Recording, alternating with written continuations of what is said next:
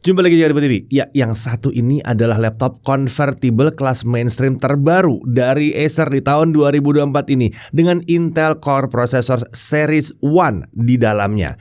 RAM-nya langsung 16GB LPDDR5 dual channel, jadi siap pakai dan kencang. Untuk layarnya tentunya touchscreen ya, convertible kan, dan sudah pakai panel IPS. Uniknya, laptop yang harganya relatif terjangkau ini ternyata sudah memiliki konektor Thunderbolt 4. Jadi harusnya bisa dengan mudah ditambahkan eksternal GPU atau perangkat Thunderbolt yang lainnya. Ya, ini adalah Acer Aspire Spin 14 keluaran tahun 2024.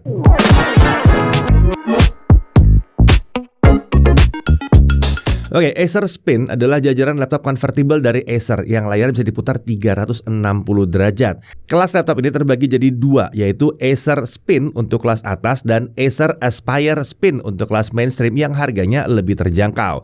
Oke, kita mulai aja pembahasan kali ini ya. Oke, kita mulai dari prosesornya. Ini pakai Intel Core 5 prosesor 120U. Ya, Core 5, bukan Core i5 ya. Fabrikasi Intel 7, base power 15 watt, dia punya 10 core, 12 thread yang terdiri dari 2 performance core dan 8 efficient core. Intel Smart Cache-nya ada 12 MB. Pada dasarnya prosesor ini masih menggunakan teknologi yang sama seperti Intel Core generasi ke-13. Jadi yang satu ini nggak punya teknologi seperti yang ada di Core Ultra ya, seperti chip NPU dan sistem grafis Arc Graphics ya. Ini beda. Walaupun demikian, perlu diingat yang satu ini pakai teknologi keluaran tahun 2023. Jadi nggak bisa dibilang yang ketinggalan amat. Ini masih tergolong baru juga.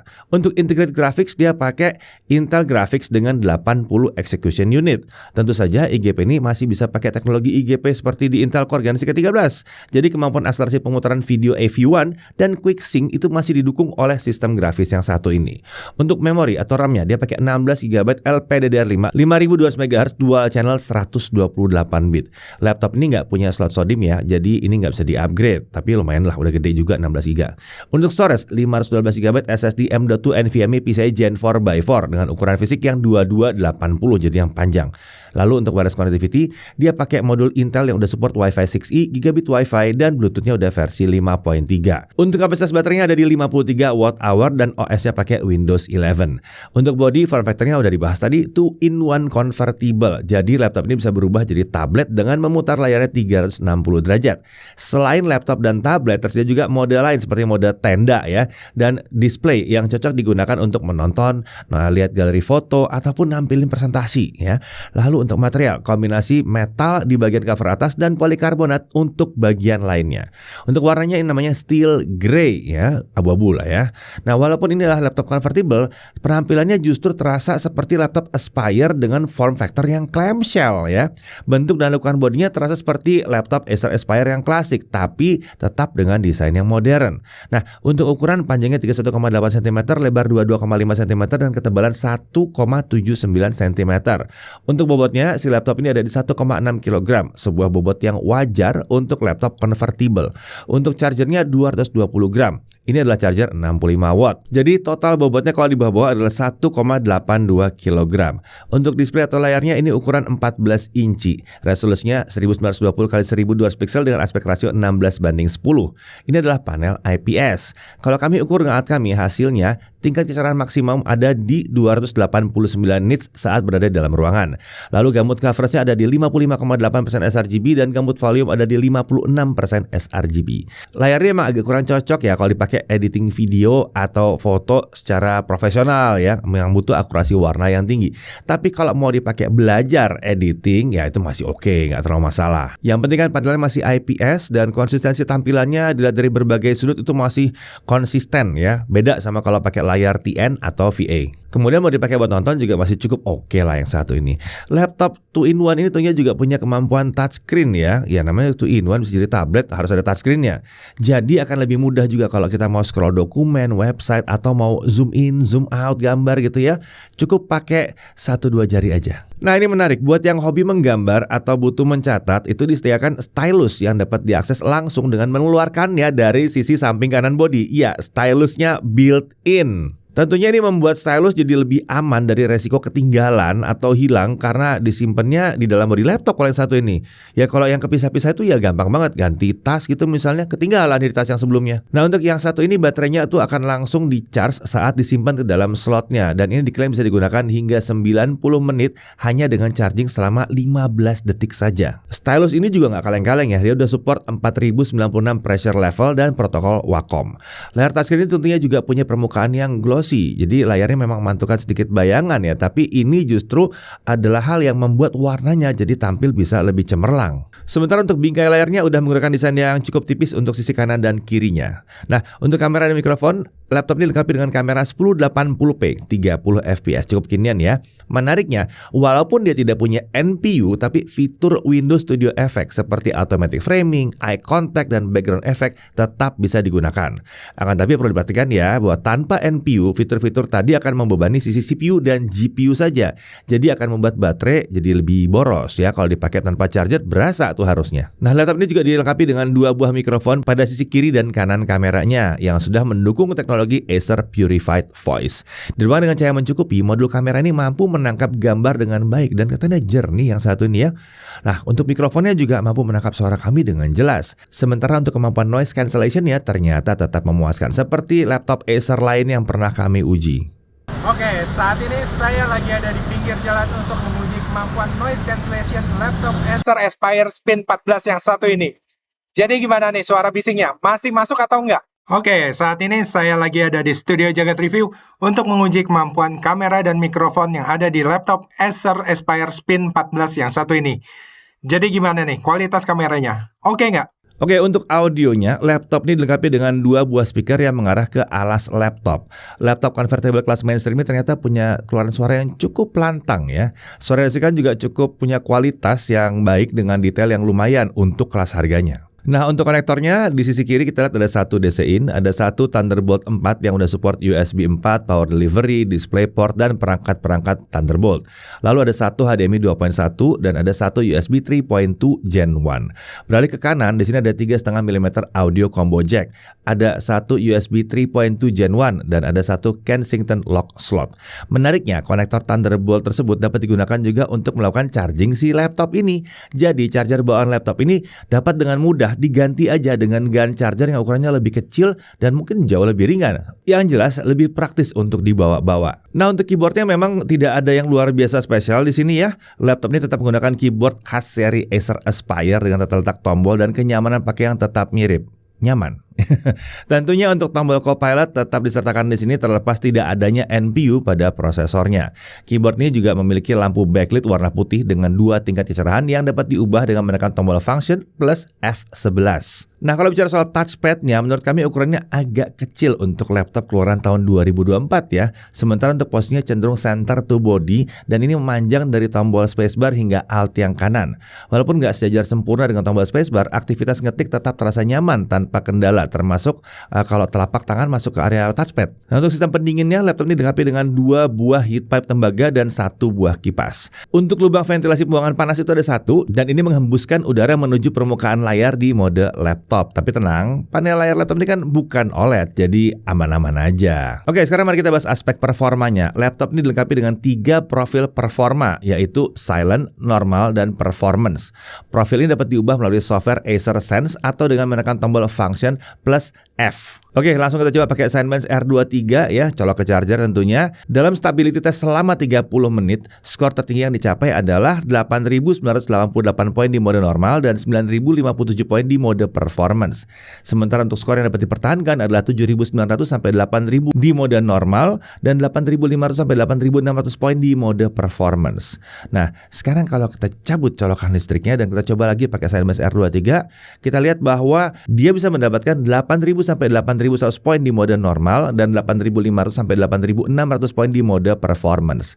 Jadi performanya saat pakai charger ataupun pakai baterai saja, ini jadi mirip seperti laptop-laptop Evo. Oke, untuk suhu kerjanya saat menjalankan Science R23 stabilitas selama setengah jam, di mode normal suhu prosesor itu sempat naik hingga 93 derajat di awal pengujian. Tapi kemudian dia turun dan terkendali di bawah 70 derajat Celcius. Sementara di mode performance, suhu prosesor juga sempat naik ke 92 derajat Celcius di awal pengujian, tapi kemudian dia stabil di bawah 70 derajat Celcius. Jadi kita tidak melihat adanya isu sama sekali di sini. Harusnya aman-aman aja. Lanjut ke Adobe Premiere Pro 2024. Videonya 4K 60, durasi 2 menit 7 detik. Dengan software only, semua selesai diekspor dalam waktu 12 menit 16 detik. Sementara kalau pakai akselerasi OpenCL selesai dalam waktu 6 menit 58 detik. Kalau videonya Full HD 60 fps, durasinya sama. Pakai software only selesai dalam waktu 2 menit 30 detik. Sementara kalau pakai OpenCL selesai dalam waktu 1 menit 50 detik.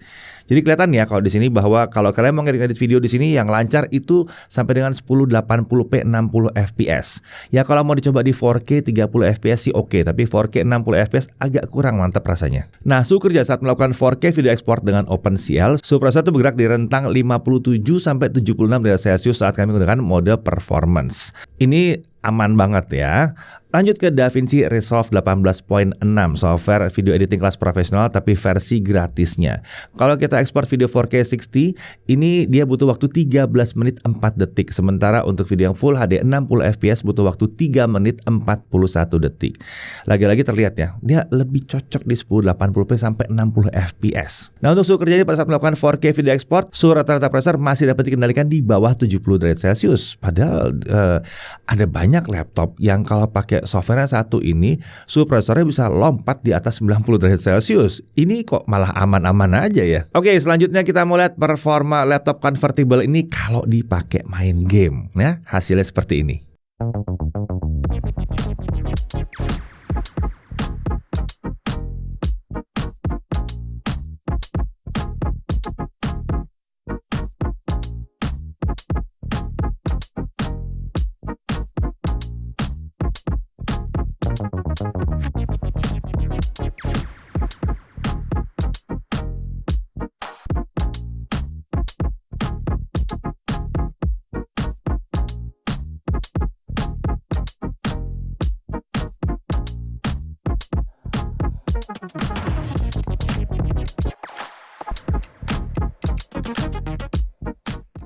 Oke, di game yang terakhir ini, GTA 5, suhu kerjanya selama dimainkan 30 menit. Suhu prosesor itu dapat dikendalikan di bawah 65 derajat Celcius. Sementara suhu permukaan bodi, untuk area keyboard, suhu terjaga aman di bawah 40 derajat Celcius dengan titik paling panas ada di tombol huruf H. Sementara area sebelah atas keyboard, suhu tertingginya hanya mencapai 39 derajat Celcius di sekitar logo Acer.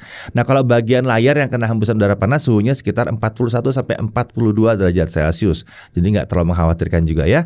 Dan tentunya untuk palm rest aman banget, bahkan di bawah 35 derajat Celcius. Lanjut untuk storage testnya, dengan kristal di Smart kita peroleh bahwa kecepatan bacanya ada di 4820 MB per second. Sementara kecepatan tulisnya ada di 3742 MB per second. Performanya masih cukup oke untuk SSD di laptop convertible kelas mainstream. Kalau dulu sih ini performa laptop gaming ya. Oke, sekarang kita lihat baterai life-nya ya. Untuk pengujian ini kita set brightness di 150 nits dan volume suara di 25% dengan mode normal. Untuk 1080p local video playback, baterai baru habis setelah 12 jam 10 menit. Ini tergolong irit, apalagi kalau mengingat bahwa kapasitas baterainya ini masih yang 53 watt hour.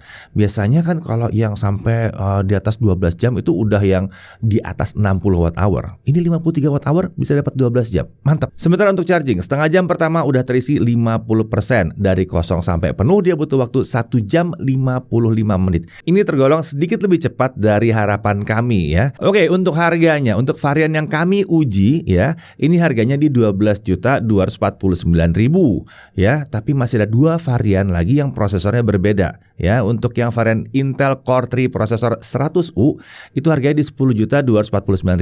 Sementara yang pakai Intel Core 7 prosesor 150U harganya di 14.749.000. Untuk bonus pembelian sama ya, dapat Microsoft Office Home and Student 2021, lalu ada backpack. Nah, laptop ini dilindungi dengan garansi selama 3 tahun yang terdiri dari 3 tahun untuk servis dan 1 tahun untuk spare part. Oke, kita masuk ke hal yang perlu diperhatikan. Pertama, bodinya terasa agak tebal tebal dan berat ya. Walaupun sebetulnya cukup wajar karena ini laptop convertible dengan harga yang terjangkau. Yang penting bodinya solid. Kemudian untuk color gamut layar itu belum 100% sRGB, jadi kurang cocok untuk pekerjaan yang butuh akurasi warna tinggi, jelas. Lalu untuk prosesor yang digunakan, ini secara teknologi ini bukan yang teknologi baru, walaupun namanya nama baru ya. Tapi tetap aja yang dipakai itu teknologi 2023. Jadi ini nggak bisa dibilang prosesor jadul juga. Kemudian di sini kita tidak menemukan adanya garansi terhadap kelalaian pengguna. Nah, dari sisi menariknya, yang pertama dia multifungsi. Dia punya sejumlah mode penggunaan di sini. Lalu dia udah menggunakan prosesor yang 10 core. Jadi lumayan kencang untuk multitasking dan jalin aplikasi yang cukup berat. Bahkan di versi yang ini ya. Untuk gaming tipis-tipis juga masih oke. RAM-nya juga udah oke lah kapasitasnya dan kenceng, langsung 2 channel pula. Lalu suhu kerja itu ada dalam batas aman terus walaupun kita pakai untuk aplikasi pekerjaan yang lumayan berat. Baterainya tergolong irit yang satu ini. Dan laptop ini bisa di-charge dengan charger USB Type-C juga ya. Jadi misalnya nggak mau buat charger bawaannya, ganti yang lebih kecil bisa. Lalu dia udah punya konektor Thunderbolt 4. Kameranya udah 1080p, Wi-Fi 6E, Bluetooth-nya versi 5.3. Lalu laptop ini punya stylus dan yang menarik lagi adalah stylusnya itu ada di dalam laptopnya nyimpennya, bukan dilepas di luar. Ini sih luar biasa, ini yang dicari-cari. Jadi pertanyaannya, Acer Aspire Spin 14 keluaran tahun 2024 ini cocoknya sebenarnya buat siapa? Laptop ini sebenarnya cocok untuk siapa saja yang membutuhkan laptop convertible yang harganya relatif terjangkau. Apalagi kalau pekerjaannya butuh laptop dan tablet, tapi nggak mau repot bawa-bawa 2 device sekaligus yang bikin jadi berat. Dipakai untuk belajar dan mahasiswa juga oke, mengingat spesifikasinya juga mumpuni dan fiturnya juga lengkap ya. Mau dipakai untuk video editing pun masih kuat ya, walaupun dia sampai 1080p 60 fps, udah lebih dari cukup sih harusnya. Mungkin bisa pakai layar tambahan dengan akurasi warna yang lebih baik nih. Kalau mau ngeditnya bisa lebih detail lagi gitu ya, lebih mantep lagi. Mau dipakai buat programming harusnya nggak ada masalah juga, asal spesifikasi yang diusung emang cocok dengan aplikasi programmingnya. Dan yang jelas adanya stylus di sini membuat kalian yang suka untuk mencatat-catat gitu atau sketching tapi nggak mau buat tablet ekstra, maunya satu laptop aja, itu bisa banget pakai yang satu ini. Stylus juga mantap sih nih. Pada akhirnya Acer Aspire Spin 14 ini adalah salah satu pilihan menarik di pasaran saat ini. Kalau yang kalian cari adalah laptop convertible siap pakai yang komplit dengan harga yang relatif terjangkau. Saya Deddy Irfan, Jakarta TV.